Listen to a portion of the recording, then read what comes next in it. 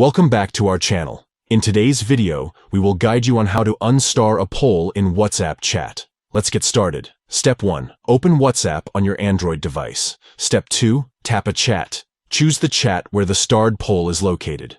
Step 3. Select the starred poll. Scroll through the chat until you find the poll message that you want to unstar. Step 4. Tap the star icon at the top of the screen. Once the poll message is selected, you will notice a star icon at the top of the screen. Tap on this star icon to unstar the poll. By following these simple steps, you can easily unstar a poll in your WhatsApp chat.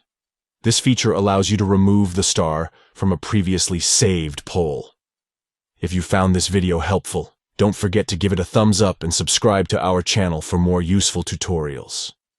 If you have any questions or suggestions, feel free to leave them in the comments below. Thank you for watching, and we'll see you in the next video.